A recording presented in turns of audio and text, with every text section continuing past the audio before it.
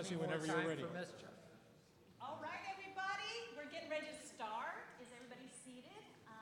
Somebody could probably catch our door in the back. That would be fabulous. Oh, that's fine. Okay, we're here with the London Center for Policy and Research. My name is Jessie Jane Duff. I'm a retired gunnery sergeant from the United States Marine Corps. I served 20 years on active duty. I'm going to be moderating this panel of fabulous people. You're very fortunate to be here today to hear from some of the top experts in the community on where our military is going to be going. We are looking at where is our superpower status, and if anybody was paying attention to the news, just recently Secretary Hagel had clearly stated, we are taking the Army down to pre-World War II sizes. This has been discussed multiple times throughout the past year, but I even had some hope in October when the Secretary Odierno said flat out, oh no, but with ISIS in the Ukraine, we may be able to restrict some of that. Secretary Hagel came out not even a day and a half ago and stated, no, we are taking the administration has chosen, essentially, to take our Army down to the strengths of World War II levels. Pre-World War II, I should say. Now, there have been some people that said our Army was the size of Portugal's before World War II. So with all that is going on in the world today, this panel is a very good discussion so we can see where we are headed in the next decade and where our strategies will lie and how will our country be able to maintain its readiness with the current situations that are at hand. So I don't have everybody's bios in front of me, so I have a fabulous panel here. We have Lieutenant Colonel Tony Shaffer, we have the president of the London Center, Herb London, and we have a new member of our panel, Captain Reddig, and he's a U.S. Navy retired, and Lieutenant Colonel Shaffer's retired from the Army. So I'll let them give a little bit of their bio before they get started, and they can tell you their background, and then let's just get going, and I'm going to start with President London to go ahead and begin. It's a great pleasure. Anytime I hear an introduction from Gunnery Sergeant Jessie Jane, I feel that I'm in the company of the right people. This is a former Marine who says all of the right things. Let me try and provide a little context for the discussion that's going to take place today. First, let me say that 2015 is not unlike 1848. 1848 was a year when all of the assumptions of the past were put into question. It was an era of flux. The royalties of that past were gone. There were new governments that were being created. There were philosophical positions that were being adopted. It was a change that led to enormous and tumultuous changes over the next several decades. We are in a very similar period today, where almost all of the assumptions of the past have put into question. Let me just give you one illustration. In 1918, two young men representing the British and the French Foreign Service, Sykes and Picot, drew lines in the sand and created artificial states, Lebanon, Syria, Iraq. They're not real places, and now we find they are not real, not at all. In fact, they don't exist. So we are talking about an entirely new geography, a new Middle East. We've also created an environment where the President of the United States, in his attempt at rapprochement with Iran, has now created an environment where the Sunni nations, Egypt, Saudi Arabia, UAE, Kuwait, and Jordan, are saying, can we tolerate a situation where Iran becomes the dominant force in this area of the world? And there's no question that they are all now suggesting that they have to put something in place to deal with the problem. In fact, that represents an interesting strategic opportunity for the United States, one that we have overlooked, in large part because our president believes in leading from behind. Well, I don't know how you lead from behind because I don't know who's leading ahead. That's one of the problems, and it's a problem that we face worldwide. Not only do we face that problem, of course, in the Middle East, we face it in the Far East as well, where with the obvious retrenchment that has occurred in our Navy and the lift capacity of the Navy, there is no doubt that the Chinese have taken advantage of this and have created an air defense perimeter in the South China Sea that includes the Senkaku Islands and the Spratlys that made the Japanese and the Filipinos very, very anxious. And where is the United States? There is an attempt to create a defense condominium there. But once again, the United States is not to be found. We were once competing for control of the Pacific. The Pacific was the American ocean, no longer. Now it is very much a Chinese ocean. And the number of ships that the Chinese now deploy, 79 surface vessels, 55 submarines, is more than we deploy in the Pacific. So it is becoming a Chinese ocean. Now again, I'm not trying to make the Chinese into an enemy, but they're certainly not a friend. So the logic is, what does the United States do? And there are interesting opportunities for the United States. If you were to say to the typical American, we need 100,000 troops in the Middle East, I don't think it's likely you're likely to get support. But I think you can say that the United States could provide the leadership for this defense condominium that is emerging. And if you look at the Sunni states that I made reference to before, there is no doubt that the United States could provide logistics and could provide military equipment and could provide even special forces to assist these nations in fighting both ISIS and Iran. And the Iranians are very clever. They have now managed to maintain control over both the portals to the Red Sea as well as the Gulf of Hormuz. If you're Saudi Arabia and you want to transport your oil, look at that map. You got a real problem on your hands. They understand it all too well. And that's one of the reasons why there is an extraordinary opportunity to build this defense arrangement. But where is the president turning? He's turning in the wrong direction. The direction in which he is turning is the direction of Iran. That is, in my judgment, a terrible mistake. It's misguided, and it's based on the belief that Iran could be the stabilizer in the Middle East. But there is no doubt about the ambitions of the Iranians. They make it perfectly clear. Several years ago, I was here in Washington, D.C., and I met with the Minister of Foreign Affairs for Iran. And I said to him, rather boldly, oh, I assume that you're interested in the Shia Crescent. He looked at me and smiled, and he said, no, I'm interested in the full moon. So there is no doubt about the ambitions of the Iranians. The question is, how do we create the counterweight? What do we do that is appropriate to deal with the Iranian question and with ISIS, of course, the Sunni militias that emerged into ISIS? So I think these are the great questions of our time. I'm going to stop there because I said we're going to talk for about 5 or 10 minutes each and give my colleagues a chance to say a few words. Then we'll come back to some sort of exchange among us and then your questions. So, Captain Reddick. Captain? You're very kind, sir. I'm a replacement team. I'm the B-list player from here in Arlington. Captain Peter O'Brien, a dear friend of mine, is trapped in Chesapeake under those mounds of desperately heavy snow and couldn't get out. So he said, would you go over and talk about your vast experience? And I said, well, sure. And that experience is 27 years active naval intelligence, Carter baby. So this is not exactly a new phenomenon. So we came in, and whatever else you think of the former president, he actually realized he was wrong, and he started to ramp up. So a little bit of the Reagan revolution is actually a Carter revolution, and me and my cohort were promoted quickly, right up until we were full. And it was a magnificent and heady time, the 500-ship Navy, strategic home porting. Everybody was going to get a couple of ships someplace, and then the Russians couldn't get us all in a massive exchange. And we had a mission, and we deployed, and we worried that 15 aircraft carriers wasn't going to be enough to meet our requirements. And then the Soviet Union started to come apart at the seams because, you know, communism is perfect. We just haven't had the right people to run it yet. If we actually have the right people, they're going to get it right. You might have heard some of that around town. Anyway, Saddam Hussein has been such a colorful and interesting character. And as you know, I came into this particular movie in 1979 when the hostages were taken in Tehran. We were coming out of Australia. Our aircraft carrier, the USS Midway, made a hard right turn and accelerated towards the northern Arabian Sea in order to launch aircraft and get our people back. Now, Washington thought that was provocative. We went on to Africa, had a great time, and then we went and spent 110 days orbiting endlessly off the coast of Iran.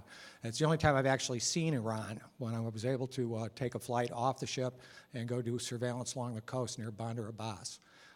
Some of the pilots that came up from the Iranian side were students at Pensacola when we were training them how to fly the F-14, which they are still flying, and arguably a more capable platform than even the Super Hornet. It is an interesting place the United States Navy finds itself today, even in its carrier aviation, something at which we are still unmatched on the face of the earth. Anyway, 1979, we rotate out of there and we do Desert One and have a debacle. And we realize from the man in the street all the way to the National Command Authority that we are not ready to go. And that is when things began to change. And I am proud and honored to have been part of that as they developed CENTCOM out of the Rapid Deployment Joint Task Force, and as we spent the rest of my active career confronting the Iranians. That's the enemy. Oh, wait a minute, they're allies? Okay, well, I get confused. Back in the days when we came in, of course, we were going to make an Iran hegemon, and we were giving them F-14s. Oh well. Anyway, we fought Saddam Hussein. That was a really cool war. I have helped to bomb everything in Iraq at least once, and it was great fun. It was a triumph of the Cold War machine that had all of its capabilities untrammeled. And then I came back to Washington, and they set me to destroy something else, the United States military, as we disintegrated after the fall of the Berlin Wall. So we are now doing it again, and I have a chance to watch it from the outside. I retired in ignominy as a budget staff director, the most painful job it is possible to have in Washington, D.C. I briefed our program to the director. It's a $13 billion program. And I briefed it to Admiral Wilson, and he looked at me at the end and he said, my discretionary funds are the Joint Target Toolkit at $1.5 million. I said, that's it, sir. He said, thank you, Captain. Your work here is done. I'm going to turn it over to Tony because he's dynamic and he's one of my heroes. Thank you. Can I stand up and do this? There's enough room. Thanks.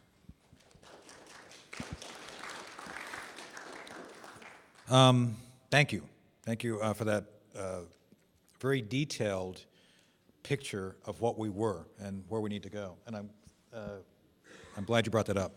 I'm going to go through these slides real quick. Tony Shaffer, I'm one of the people your mother told you to stay away from when you were a kid. Just so we're clear on that. I did a lot of work behind the scenes. The captain and Pete and I share a similar background in that I was out doing the things that they were analyzing as I was doing them, trying to basically win victories over our adversaries any way we could, back in the good old days. What I wanted to do is now that we've kind of framed the discussion, I want to go through some points which I think are important for this very issue. What is the right size of our military? And one of for those of you who have seen me, I talk about this all the time. We don't need an expensive defense. We need an effective defense. My friend John Bolton, Ambassador John Bolton, was talked yesterday about when we should go to war, and I heard him this morning on the radio. And I hate to attack a fellow conservative, but I will. He said, cutting the budget causes deterrent failure. What? No, it's lack of strategy that causes deterrent failure. It's lack of understanding of how to use what you have and then make the case for more if you need it. One of the things notable during the time that I've been here, and this goes back to the Carter-Reagan days, is the fact is when the Reagan buildup started under Carter, it actually peaked in 1986. 1987, we started budget cuts. I was hired in 87 to come here during a zero-sum game cutting period, where basically the DOD was cutting jobs by attrition, and you could only hire what you had basically if someone retired. So, on our side, on the conservative side, it's amazing that conservatives will cut everything except, oh, no, can't touch defense. Now, the reason we have to be even-handed about this is because giving DOD everything it wants is not healthy. Did we see throwing money at Department of Education be effective? Has that really solved everything, Common Core? Think about it. So this is where I'm saying we need to be a lot more aware of how to manage what's necessary. So I think we should rethink everything from the beginning. The Defense Act of 1947 was designed to win the Cold War. We won.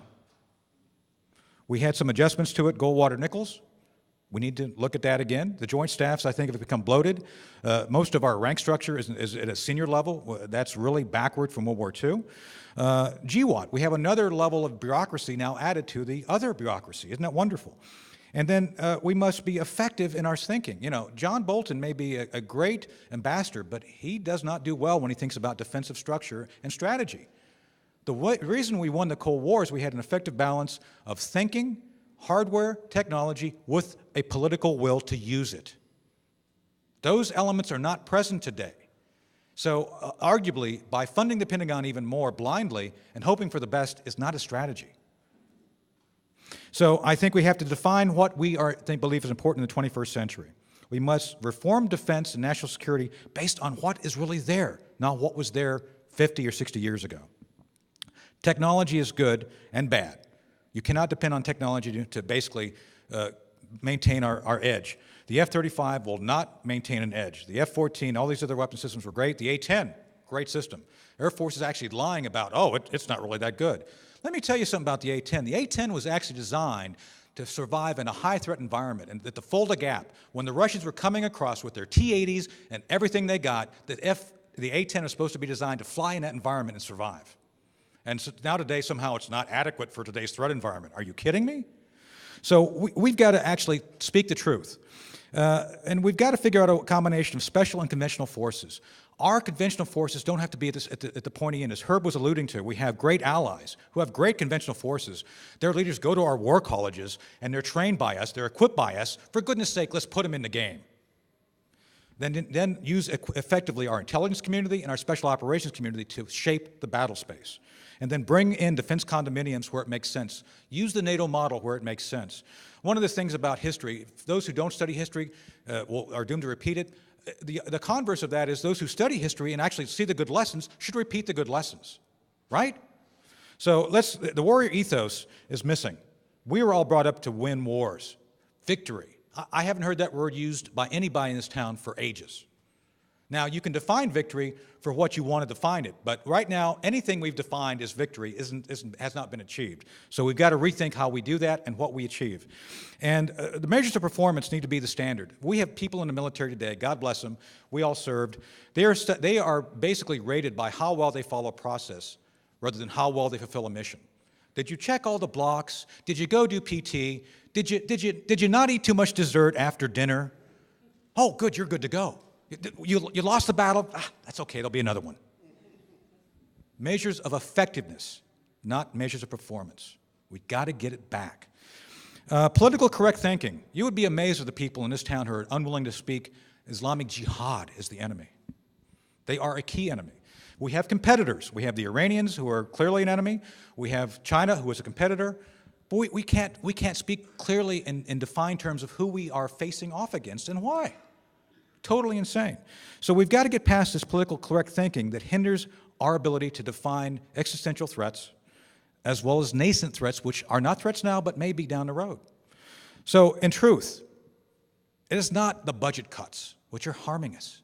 It's the lack of strategic thinking, which was the pinnacle of the Cold War thinking of the Reagan at White House. And it was the understanding of how to leverage technology at the proper time and the proper place within a proper context, and not bank on a single weapon system, the F-35, thinking that's going to be all and end all of what you're going to depend on for the next 50 years. Totally insane thinking. And so I'll close by basically summarizing the fact that we have to understand the Sunni-Shia fight is going to be going on for a while. That's been going on. We're not going to win it. We can't win it. But we can work with those who are in the fight and try to work with them to achieve some level of stability in the region. And that's what we're all talking about here. We're talking about a practical defense that's funded to the level required to achieve victory, no more, no less. Being physical conservatives, but achieving victory by good strategy, by good budget decisions, by working with Congress to reinsinuate itself into the process. My good friend Bruce Fine calls them the invertebra branch, for good reasons. It's time for Congress to basically stand up and do what it's supposed to do, is oversee the executive branch. Thank you. So some of you may not, apologize, yeah, definitely. Okay, so some of you may not realize that when he was speaking about the A-10, it has recently come out that the Air Force actually lied about the results of the A-10 during these last wars so that they could get more money for new aircraft.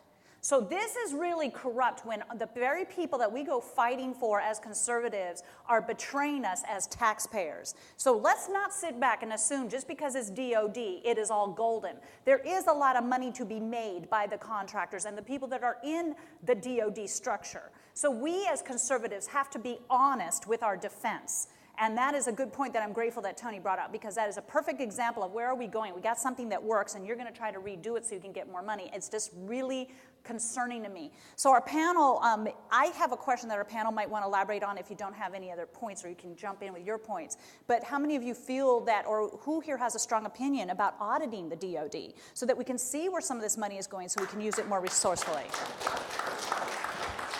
I happen to be in favor. I think Tony said something that's very important, and that is that it's not a question of the dollars, it's a question of the strategy. And if you don't have a strategy, then however much you spend is not going to make any difference. This is the real problem that we have as a nation at the moment.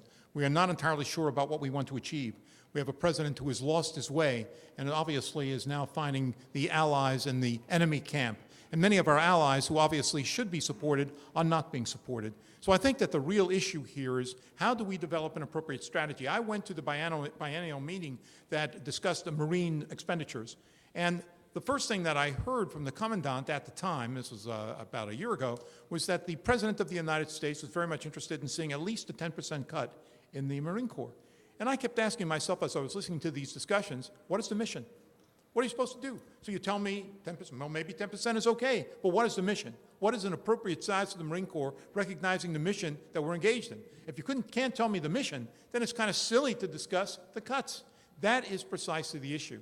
And I couldn't agree with Tony more when he said that the ambassador, who's a good friend of mine, and I think very thoughtful on many matters, is absolutely wrong when he just says it's wrong to engage in cuts. There are things in the Pentagon that could be cut. And there is no question in my mind, they have a lot of civilian employees who don't belong there. John Lehman often makes the point that if you look at the number of people who were responsible for Navy purchases in the past, it was something on the order of 10, 12 people. Now you got thousands of people who are engaged in this. Why do we need all of these people? It's kind of silly. And since so much money has been put into the F-35, which is a kind of specious decision in the first place, it strikes me as very odd that we have all of these people working in the Pentagon that provide no real understanding of how you win wars. I agree. I just want to jump on a couple of points. B-52, from drawing board to flight line, 4 years. Okay? Man to the moon, 8. F-35, not quite ready yet, but we're going to get to it. And when I first heard the plan for the F-35, it was supposed to be the kind of one-for-one replacement of the low-end mix in the fighter community, the F-16. What? This acquisition process is out of control. The USS Gerald R. Ford, I'm not going to pile it all on the Air Force, and remember the F-35 is a joint service program, of which I think of the FB-111, which was famously said, "Sir, there is not enough thrust in Christendom to make this a fighter." But the Gerald R. Ford is a truly remarkable piece of engineering that is entirely unproven. And God help my son if he has to go to sea on that thing. I used to sleep next to the catapult tracks on the Midway. I could sleep through a whole launch cycle, not a problem. The new catapults are going to be electromagnetic pulse. Do we have any long-term idea of what that does to human beings? Nah. But it is going to be at least twice as expensive as a Nimitz-class carrier. This is absurd. Yeah, thanks. A couple quick points. First, a joke. My old General Scanlon, commander of INSCOM, was once asked I used to work at something called Intelligence Security Command. It was the Army's premier clandestine and overt intelligence organization. A reporter was interviewing Chuck Scanlon, General Scanlon, and one day says, "How many people work at INSCOM?" General Scanlon looked up and said, about half, which was accurate. Back to the topic. Look, I think we need to also look at a functional audit, not only budget, but functional. One of the things we've done is we've layered capability. If you have capability you don't understand you have, then it's not really capability. It's just a waste.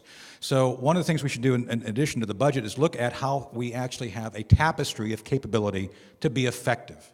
This is, again, something the Pentagon has not done. And I love how Herb said that. It's like, cutting 10% may be right, may be wrong, but if you don't know what the heck you're doing, then what does it really matter? So again, we've got to go back to how Reagan, the Carter first, then Reagan folks came in. Bud McFarlane, we work with Bud. There's a way of looking at how they did this. And to me, it's mind-boggling that we just don't go back and look at good examples of how this worked.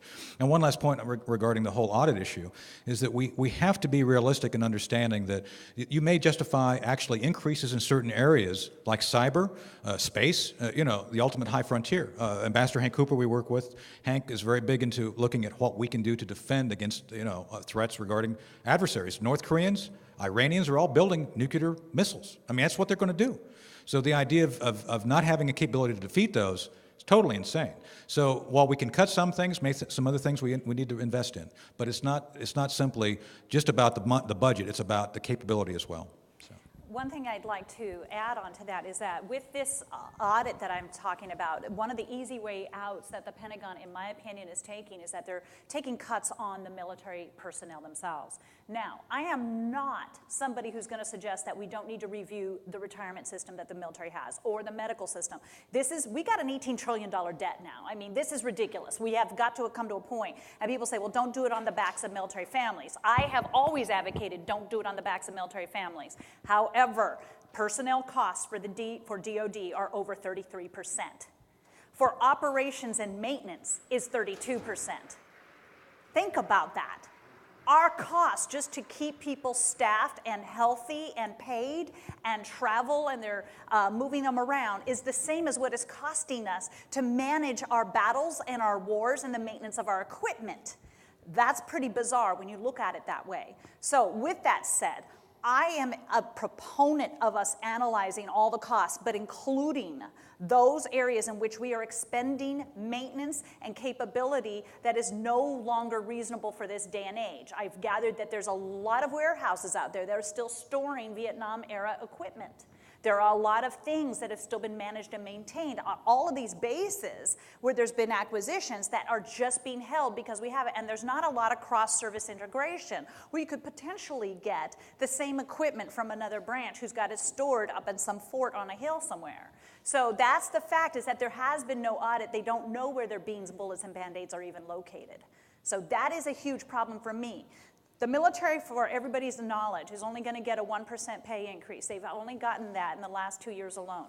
And if they maintain this average over the next 5 years, they're already 3% below the cost of living for everyone else, okay? So with that said, over the period of the next 5 years, our average income that a sergeant will lose is going to be about $5,000. I was an E5 for a very, very, very, very long time. And I will tell you, $5,000 is a big difference. A couple $100 every single month is astronomical. I find that very disturbing that we are giving them a pay raise that's not even relative to what our defense employees are getting and the civilians that are working for the government. So this is bothersome to me. I also am concerned that the military retirement is going to get revamped, and they have surveyed it. However, are they going to be able to keep the best and the brightest on board if they revamp this? Because I tell you, anybody who served in here, which is probably a good percentage of you, at that 10-year mark, you have that really come to Jesus moment. Am I going to keep doing this? Because the only reason I did stay on was knowing that at 20 years I was going to be compensated for it. Most people get out broke or broken at that 20-year mark, and they go back in their salaries. I had to live off of my retirement easily for the first 5 years, easily.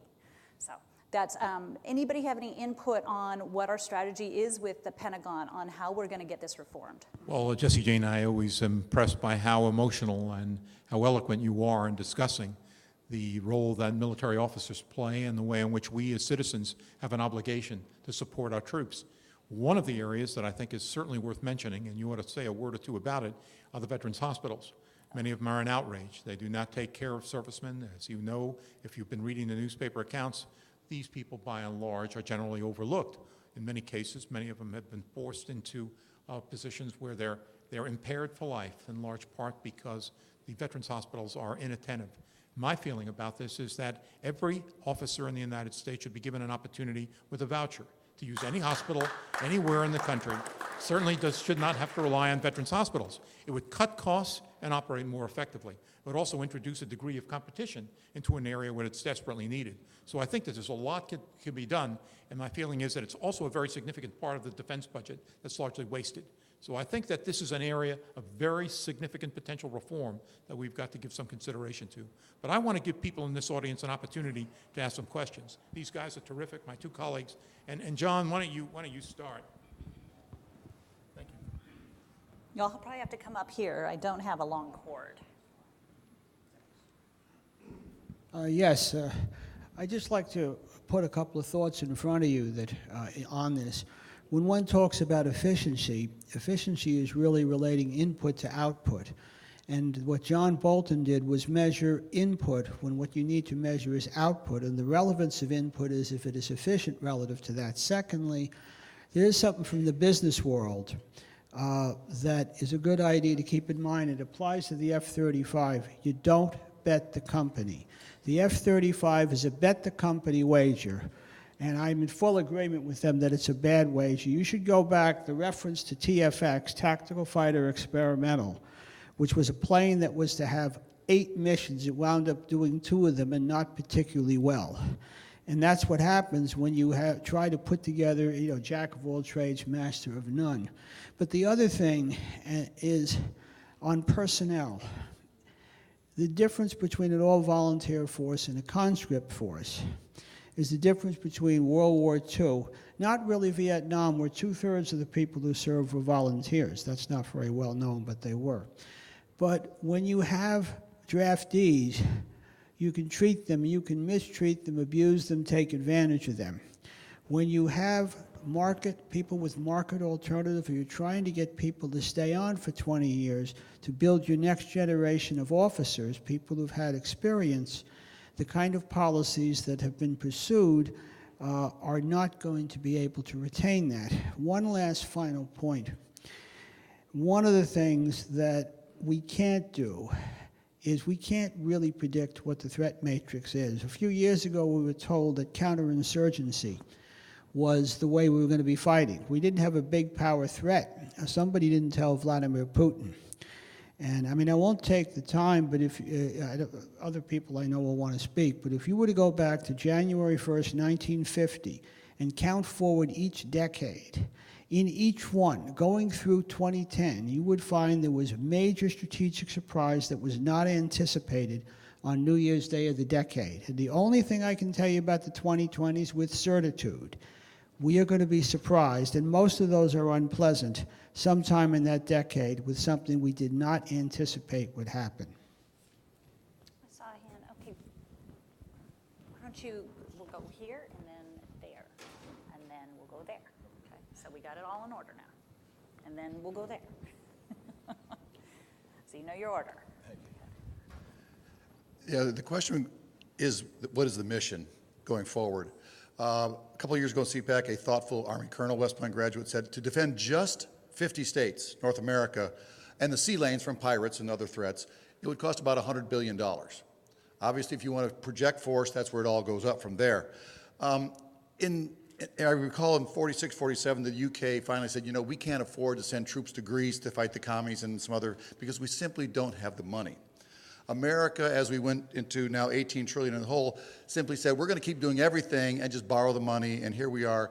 And people tell me that one day this is going to come crashing down on our heads. Weeks, months, years, I don't think anybody knows. But the question is, going forward, when we talk to leaders about what should the military be capable of, how do we balance the fact that we are 18 trillion in the hole, and then if this collapses within a matter of weeks or months, then we're stuck with 11 aircraft carriers and 1.4 million under arms or whatever it is, and 3,000 Abrams tanks, et cetera, and we won't have 10 cents in the budget to send them anywhere. How do we balance, first, of course, what should the mission be for projecting force abroad, and then how would we balance that idea with the fact we're broke? Which one of you wants to keep first? Okay. First of all, I think dealing with an $18 trillion debt is overwhelming. There is no chance in the world that that's going to be eliminated in the next administration, even if a Republican is elected. So let's keep that in mind. This is a long-term problem, and the only way you address a problem of that kind was with economic growth. And economic growth means recognizing the fact that our taxes are too high, we involve ourselves in a non-competitive environment, and as a consequence, the United States cannot do as well as it should. So I think that, one, you have to look at issues of economic growth, which have an effect on military expenditures. The second thing that I think you have to consider is we spend 4% of GDP on defense. That is not as high as some sometimes assume. Think about World War II or even the Vietnam War. We were spending 3 and 4 times that sum. So I think that it's very important to understand, number one, what are the likely missions? I think John is quite right. There are a lot of black swans that are going to appear in the next decade. You can be sure about that. On the other hand, it's also true that you can anticipate a lot of what may happen. Counterinsurgency is something that we're going to have to deal with. There is no doubt about it. And you're going to have to deal with the ISISes of the world and the Al-Qaedas of the world and the Al-Nusras of the world. That's going to be part of the calculus as well. So the question is, what can we do to offset the influence of these groups, number one? And number two, what do we do on the side that you've mentioned, that is economic growth, so that we can start dealing with the question of this enormous debt overhang? Now, will this economy explode? It's quite possible. I mean, that is certainly one of the scenarios that you have to consider. The stock market keeps increasing in large part because of the enormous leverage that presently exists, and you're not going to make any money in the bond market, so the equity market keeps going up. Can that go on indefinitely? Why do we have 0 interest rates? It's obvious that you're doing something to promote the banks, but it also keeps that stock market rolling. So, I mean, there are a lot of very interesting imponderables in the economy at the moment. But I think that we really do need a sound economy, which we do not possess at the moment. I'm not so happy about the structural content of this economy. But at the same time, economic growth, and then we can possibly offset that debt. I'm sorry, Tony. Thanks. The U.S. military rides on its economy. Okay, we've got to let the economy free, take it out of its shackles, because only with a productive economy can we attempt to have a power projection force to intervene in America's interest around the world. We have an administration that does not believe, does not even know what the word victory means. They cannot utter that. They have to pull back from anything that appears to be American-centric, that appears to favor Western civilization against its enemies. And so we have a military that is in search of a mission. When I first heard the term lead from behind, I burst into laughter. I said, no, come on. They didn't really say that, did they? That's absurd. That's an oxymoron. We have to have a strong economy. We've got to start attacking the debt. We have got to reform our acquisition process, and we've got to have some discipline. And we ought to have a strategy. Just very briefly, just one factor. I believe the decision to veto the XL pipeline was a strategic military mistake. Look, we need to become a net producer of gas and oil, and one of the first things we should have said if we were president, if we were it's like, okay, Mr. Putin, you can be as aggressive as you want. Europe, you are now guaranteed we will give you lend-lease of gas and oil, whatever you need. We got your back. Because right now, Germany and other nations, because they're so dependent, they're becoming more and more, pliant, to use a polite term, to the Russian expansion. Is that in our interest? No. Do we have any way of countering it? No. But this is a strategic use of our strategic will, if you will, that costs us virtually nothing, but actually has great psychological influence, which is how we actually won the Cold War, is by psyching the Russians out. Mm-hmm. So we need to get back to actually understanding that the world is a chess game, and that, people who like to play, tiddlywinks really should be finding another game. Tony, may I have this for a second? Sure.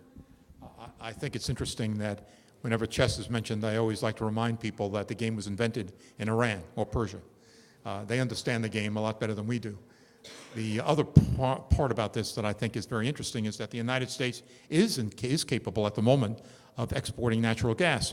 You also have the Leviathan, which is found in the Mediterranean. And if I were in the position, I'd get this Australian company that converts natural gas very quickly into liquid gas, put it on ships, and send it to Europe, and say to the Europeans, you no longer are dependent on the Russians. Tony has it exactly right. But there's one last point that I want to make when we talk about defense, and you've raised it indirectly, sir. And that is the whole question of what we are defending, and do Americans understand it?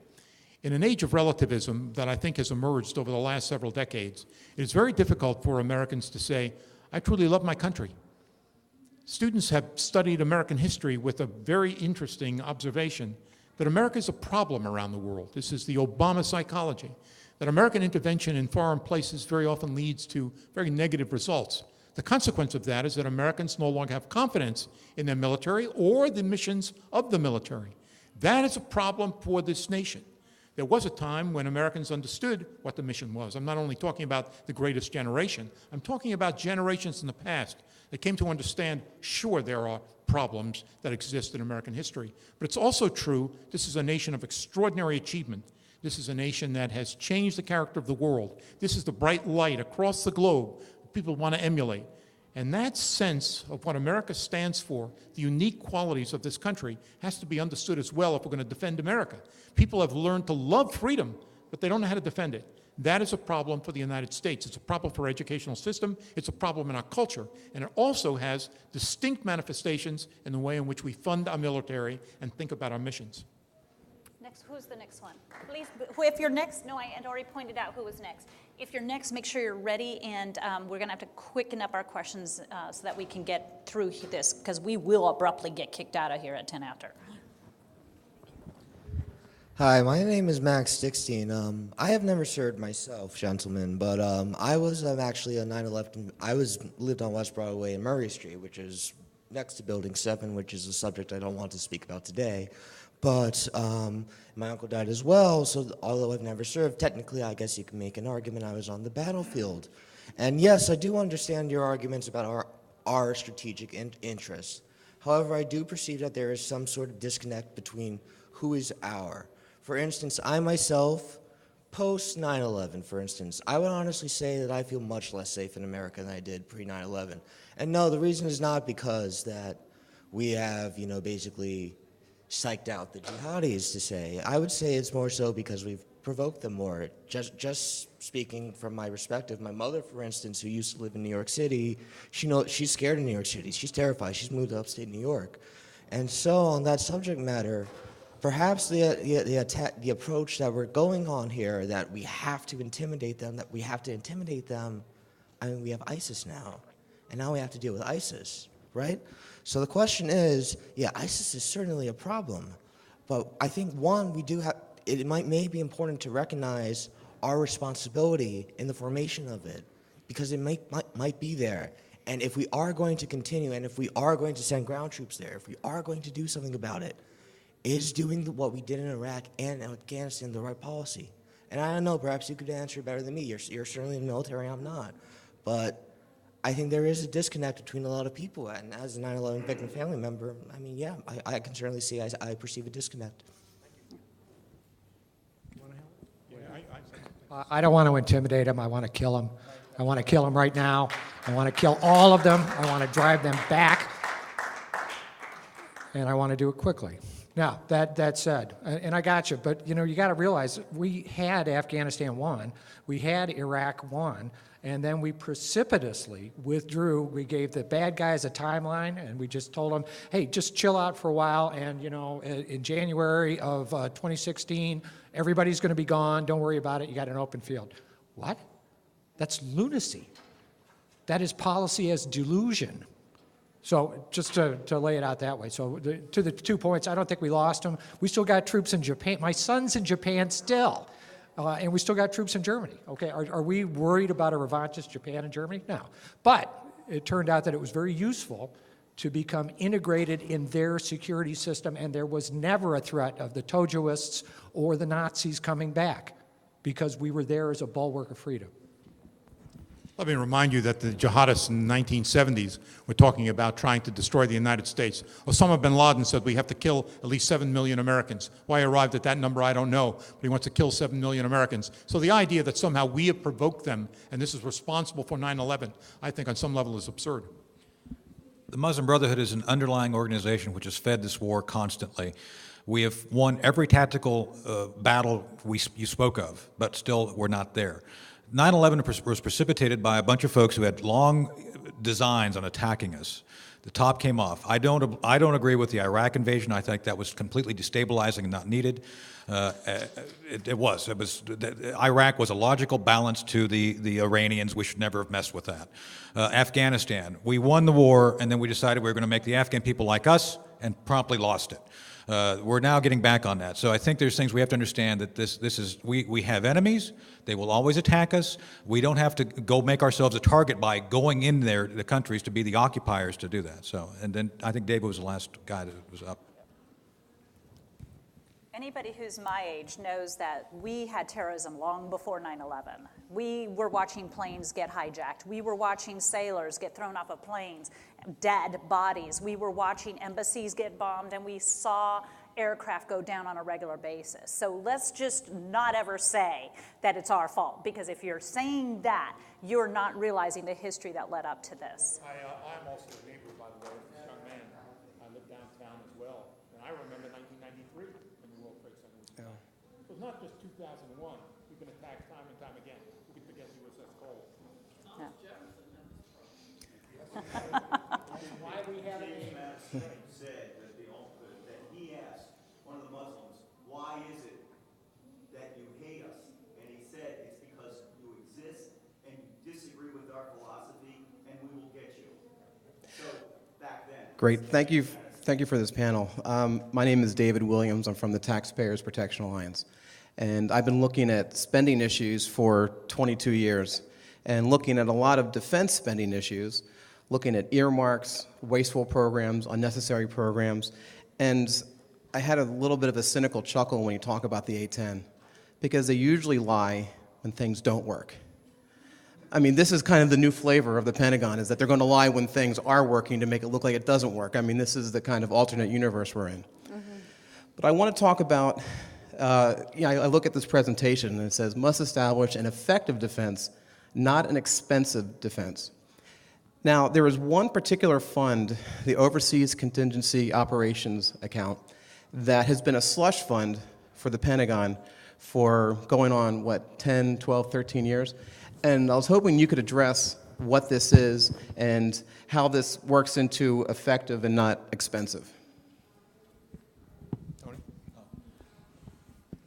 Well, simply put, up till the beginning of the current war, this is the GWAT layering I was talking about. This is the new layer of bureaucracy which is on top of the existing. Programs of record are the way we should be budgeting things. Basically, programs which are funded every year, they're scrutinized by Congress, there's hearings. The GWAT has allowed for this contingency fund to be created. There's always things the president cannot anticipate because of the black swans. John brought up the black swans issue. Always going to have that. But they've made it into an art of basically having a basically $1 billion to throw at whoever they want, whenever they want, to reward those who support what they want to do or punish those who don't. So I think this is where we have to get this back under control. We need to regularize any budgetary requests, and I have no problem, I don't think anybody here would have a problem with a certain amount of money available on call to go do something. You know, I mean, we all have emergency funds in our bank account, you know, that we can rely upon. Just don't give it to them. Just have it available so that they can come and ask for it. So this is where I think we've made huge... $50 billion this year that they're going to get. It's not like it's like you'll get it if something comes up. You get it. Here you go.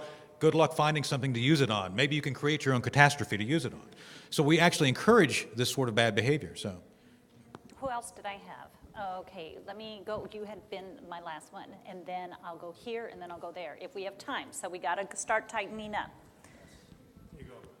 I promise no 5-minute speeches. So, a real question. Obviously, I'm a very impressive panel. I'm very curious about your opinion on the sequester. I mean, I'm all for cutting the fat, just not the muscle and the bone, but it seems the sequester cuts more muscle than fat. And the second part is, my understanding is that the sequester talked about cutting $500 billion over 10 years, and yet I read a New York Times article that said that there was $300 billion extra that was from 2001 to 2008 in the defense budget that dealt with just the contract plus system. I think Tom Coburn talked about this, and I was wondering if you could address those 2 points. I don't know. Okay, I'm a budget weenie, and we had to do these things. If you think that you cannot squeeze regular savings out of the Pentagon, you're hallucinating. Of course you can, but everyone has a constituency. You know, why does the Veterans Administration have so much support in Congress? Because they got a hospital in everybody's district. Submarines are made in every congressional district in the United States. Aircraft are built in every congressional district. So everything's got a constituency, and that's the problem. So rational decisions are almost impossible to make. The sequester, by the way, represents a kind of arbitrary decision That's the problem, as Tony pointed out. It's a question, not a question of the cuts, it's a question of the missions. What do we want to accomplish? If you don't know what you want to accomplish, it doesn't make any difference what you're talking about when it comes to sequesters. So that is really, we come back to the same strategic issue. This country at the moment does not have a real strategy. The president has made that point himself. And then when you do not have a strategy, then the cuts have to be arbitrary. And just a second, what my colleagues have said is that you have to define what you wish to achieve. And this is one of the things about going back to Afghanistan. My friend and mentor, Tony Zinni, was asked about how long will it take us to draw down from Afghanistan based on what's there. He said, well, based on what we're doing there now you could bring everybody home tomorrow because it's not going to do anything because you don't have a mission there. Nobody knows what you're doing. So it's all about defining the mission and then defining how you're going to accomplish the mission and then resourcing the mission. The basic block and tackle that we've lost the beam on. I want to make one thing. Yeah, I want to make one point. The VA's budget is separate than DOD. Okay, so there's $50 billion in medical costs associated to Department of Defense, medical, TRICARE for active duty and retirees like myself. Guess what? $55 billion goes to the VA for the veterans that receive medical care. There's 22 million veterans in this country, and they only help about 9 million. So they're not even taking on all of the veterans. They're trying to, because that gives them a check mark for the Obamacare, the ACA. However, with that said, they just stopped allowing veterans, or they're trying to stop allowing veterans. It just got approved by Congress, $10 billion so they could use private care. You know what they're trying to do? Take that money back. They're saying, no, veterans love using the VA. And that's not true. It's arbitrarily false. It's just that the Veterans Choice Card that they give them is not a credit card. And many veterans are getting dings on their credit reports in the past because the VA is not paying the bill. They're making it very difficult for the veterans to do this. You want to know why? It's called monopoly. As long as they have those veterans coming, they get the revenue. They have the second largest budget next to DOD. So, of course. You're not going to make it. Colonel Shaffer. Hold on, we got Okay, one okay. problem. There you go. Sorry. There you go. Colonel Shaffer, the Obama administration's insistence that we rhetorically separate Islam from Islamic Jihad, useful or dangerous, sir? Insane. There's no way to separate an adversary from the threat. Either you call the threat for what it is, and look, I'm sorry, I have Muslim friends. I've talked publicly and on the record here. I have close associates in something called the Association of British Muslims, the oldest Muslim organization in England, 1889. And they are appalled that we are unwilling to name the Islamic radicals as a threat because this damages their brand as well. The president's speech the other day when he talked about the radicalism, if I were a Muslim, I would have been insulted. You're all Muslims and I'm sorry people are attacking you. People aren't attacking the Muslims, they're attacking the radicals. This messaging is damaging the Muslim faith and disabling us from attacking the very essence of what we have to be going after, the Islamic jihadists. There are three elements. If you look at the establishment of the Muslim Brotherhood in 1928, there are three elements to radical Islam. One is the caliphate, two is Sharia, and three is jihad. Those are the three elements. If you say I'm a Muslim and I oppose one of those three, then you are not considered one of the radicals. If you oppose jihad, that's fine. The problem, however, is that if you're looking at those who have been spawned from the Muslim Brotherhood, Al-Qaeda, Al-Nusra, even, you might say, ISIS. So this is really a Muslim Brotherhood problem. Interestingly, the Muslim Brotherhood has been banned in Egypt, banned in the UAE, banned in Saudi Arabia, but not banned in the United States. We had this kumbaya moment in the White House where the president invited members of the Muslim Brotherhood. And here they stand for the three principles that I just mentioned. This is, I think, the great danger. We do not understand the enemy. We're unwilling to define that enemy. And by and large, we even play footsie with that enemy. That's a problem. That's a big problem. It's a problem that has been demonstrated by Hillary Clinton when she had this charm campaign for the Muslim Brotherhood, and certainly a problem that you see in this present administration. That's so very true. And if you have not read it yet, the article by Graham Wood in the March Atlantic is an absolutely fascinating account of why they are the way they are, where they are going with the caliphate, and why they must continue to grow and assault the West. Without that kind of fundamental understanding, it's very difficult to even begin to conceptualize how you would oppose an implacable force like this. And we had a brief discussion about why there's an American Navy. It's because of the pirates of Tripoli and the Bay of Algiers, who said word for word what ISIS is saying to us today. I pointed at you. Come on up. Yeah. And then we'll take, if we have more time, I'll take you. We have about 5 more minutes. Yeah, we don't have much. Brief questions, please. Yeah. My name is John Bloom. I work for Huntington Ingalls Industries, Newport News Shipbuilding, the one that's building that aircraft carrier. I want to explain to you that the electromagnetic catapults will be enforced upon us, and don't blame the contractor. The DOD was the one that wanted it, and we were told that we build it, and if we have to change things, they actually tear apart the entire ship to replace that. My question is, if we have 11 aircraft carriers, and you mentioned about contingencies, how many contingencies are there in all those European bases we don't need when we can have power projection and get an aircraft carrier, get Marines for Army on the ground, Air Force? We have everything, power projection getting out. Why do we shut down our bases in this country and we don't put them down in the southern border to protect from the invaders coming down there? Why do they fight to shut down our bases and don't do anything for theirs? Less interesting. I'm sold on the Navy. I'm going to let the Army speak. Real quick, we're working with a number of organizations to include the U.S. Marine Corps on basically returning to the concept from the sea of getting the Marines back on the ships to do the MEF operations, the 911 force globally. It's a way to do it. We did it in the 80s very effectively. The southwest border, I'm going over to do a Cavuto show at 4 to talk about that very issue. Look, it's a policy issue. This is all policy, and then if you don't have a good policy, you can't do a strategy. It's because we have, as a national security team, the high school debating team in charge.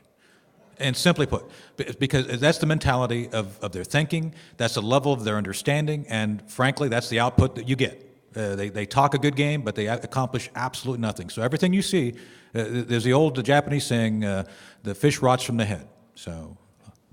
Well, the president made the point that, of course, ISIS was the junior varsity, but I think the real junior varsity can be found right here in the White House. We have 2 questions. You make your. Go ahead. I might be able to get you unhook me. There you go. Voice. It was recently revealed that China has an F-31, which they basically stole the technology right from our blueprints out of our Defense Department from both, I understand, the F-22 and the F-35, and now it's more capable than both of them, and it can really devastate our current forces as well as future. So, and of course, their cost per unit is going to be a lot cheaper, to say the least, and we don't look at that relative to our expenditures. But can you tell us the implications from your expertise of this revelation? And of course, you've probably known it for a lot longer than it was in the newspapers. China simply is working to redefine itself to the Ming Dynasty borders. That's their objective. They are more nationalistic than communistic. With that said, they will increase their military spending to achieve that objective. The thing is this, they do not have a great deal of ability to do what we do. They will not do well in carrier aviation. They won't. They just don't have the ability to do it. There's some flaws within their cultural thinking as well as their technical thinking. And the other thing is that when you're spending as much on finding sources of potable water as you are spending on your defense, you have huge internal problems. Plus there's the bare tree issue, which is basically they have a population of males who don't have female mates. They have great designs to reestablish certain borders, but they have huge internal problems which will, I think, prohibit them from ever being a true global force. You want to say anything? That's all true, and there is a demographic time bomb that is working in China that will probably undo them, even as the last Russian expires from lung cancer and alcoholism in 2045. But the key to all this is if they can leap a generation or 2 generations in technology without investment, this gives them a capability that makes me very, very uneasy. The whole generation of new land-sea missiles makes me very uncomfortable. But at the same time, I think it's very important to note, as Tony, I think, is suggesting, that China will get old before it gets rich. And so we're talking about a population that has very significant demographic problems, internal flaws. I'm not sure they represent that kind of threat, at least for the next 10 years. Sorry. Will? sorry, pardon me. Okay, we don't have time for any more questions. We're going to have to exit, but I would like to make everybody notice up on the board that if you'd like to be a part of what we offer consistent updates on our Iraq strategy, our national security. We have members of our team that are former undersecretaries of defense. We have national security and policy experts, and of course, Herb London, please look up his bio. It's absolutely stunning and impressive. And if you really want to stay on top of what's going on and to be informed and not have every answer become, is Obama a Muslim? Which is not a strategy. You will be so on top of your game when you go back to your grassroots organizations. You'll be able to actually articulate why we have a problem. We have these brochures up front if you want to. Yes, please come up and take one if you want one.